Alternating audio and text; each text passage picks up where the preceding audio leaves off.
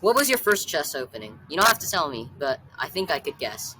It goes along the lines of e4, e5, knight of 3, knight c6, bishop c4, bishop c5, castle, knight of 6, d3, d6, knight c3, castles.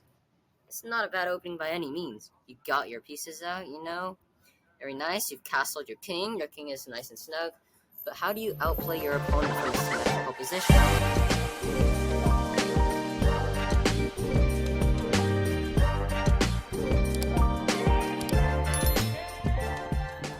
Well, I'm gonna show you. I've played this opening, and don't be offended if you think it's a beginner opening. It doesn't mean it's bad. I played this opening all the way until I was roughly like 17 or 1800 USCF. And I'd like to say I know a few tricks in these kinds of openings. And I have 5 traps that will help you win a ton more games from an opening that you already know. So, first of all, the first idea is to pin the knight.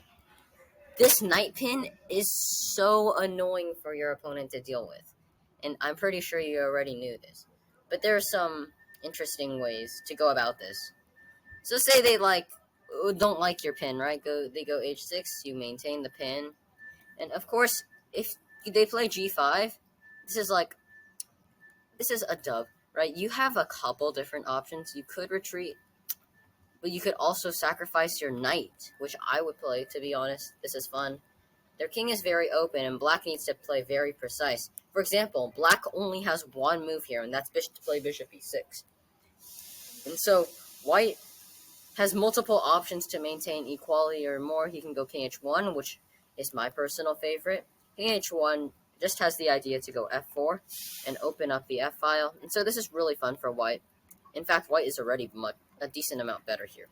So g5 is pretty bad for black, and so usually they'll do nothing. But then after knight d5, they're forced to concede their pawn structure anyways, either to go g5 or not, but still, this is pretty annoying for them.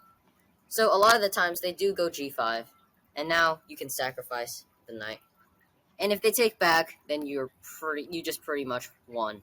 Like you won 2 pawns, and you're going to be winning this piece. So just some nice little tips and tricks to know. Number 1 is to pin the knight and then go after it. And sometimes you can sacrifice your knight. In this scenario or in the previous scenario, this is pretty good for white. Okay, number 2. If you don't want to get into this pin stuff, just prevent it altogether. Because it's pretty well known that, like, if you're playing white or you have the move, like, the thing is, I played this with white and with black, right? So I knew how to play it from either side. You can prevent the pin. And all of a sudden, it's a whole lot less annoying. Might not be the best move, but it's less annoying. If your opponent copies you because they like their idea, idea number 3 comes in. Trade the bishops on e3.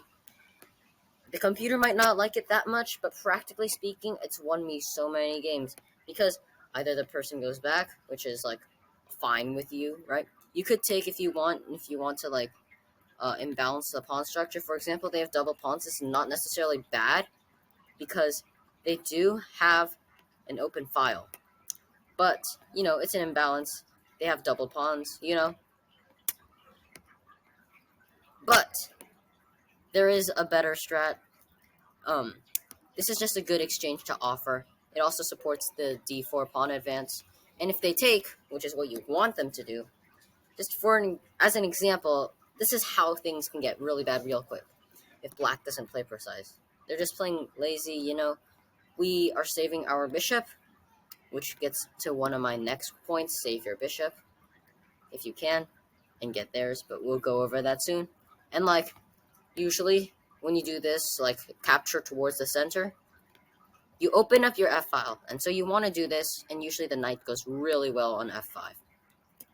Bishop e6, queen f3, queen d7, queen g3, king h8, queen g3, like, threatens to take. And after rook f6, this is just a massacre, alright? Like, white is already much better here, but rook f6 is just seals the deal. Like, the next rook is going to f1, the knight's going to f5, and this pawn is weak, and this knight is really good. Like, this is just really bad news for black. So, Try to offer an exchange on e3 if you can. Another point is after something like h3, h6,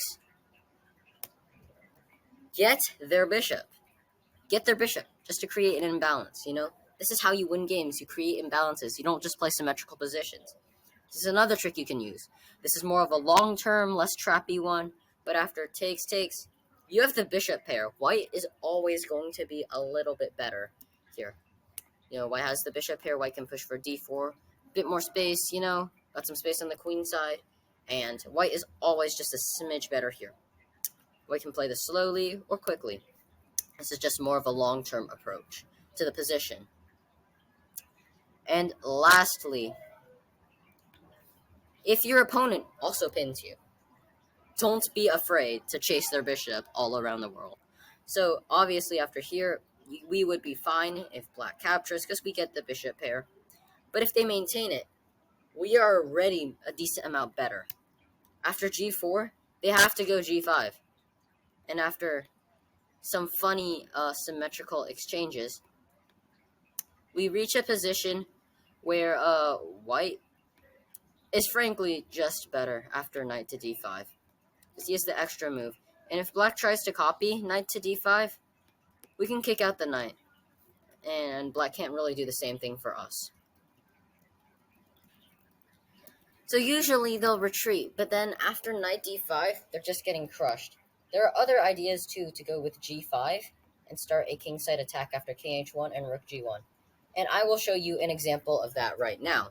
It's actually really effective, and I was aware of this concept from an old Grandmaster game. I'm not really sure which one it was from, but I know that I learned a lot from it. So this is a game I played when I was roughly 1600, and I'm playing against a 1700 rated player. And you might notice this is a slightly different opening, but it gets relatively symmetrical and similar soon. And you notice how both sides, knights are being pinned, and how both our bishops have retreated. Alright, so I go here, c6, and I go king h1, and this looks super weird, right? But what I'm trying to do is I'm going to break the pin and push my pawn, and I'm going to start an attack. I actually played a really good game here. Knight d7, g4. Computer didn't really like this that much, but practically speaking, because I've seen this in a Grandmaster game, this is just really bad. The g file is open. The rook comes in. I double rooks. After g6, I win in amazing style. Knight takes f7 check, takes queen g6, rook f8, queen h6, rook h7, bishop f6, knight f6, queen takes f6. And pretty much my opponent is just lost and pretty much resigned here. Because if he takes the queen, he gets mated. So the only solution, really, is to just give up the queen, which is pretty bad. Because this endgame, I'm just up a rook. So don't be afraid to break the pin. And in that particular scenario, this worked pretty well. I mean, pushing the pawn to g4 and then to g5. So I hope you learned something from these examples and how to perfect the quote-unquote beginner's opening. Thanks for watching. Like and subscribe if you enjoyed it. I'll see you next time.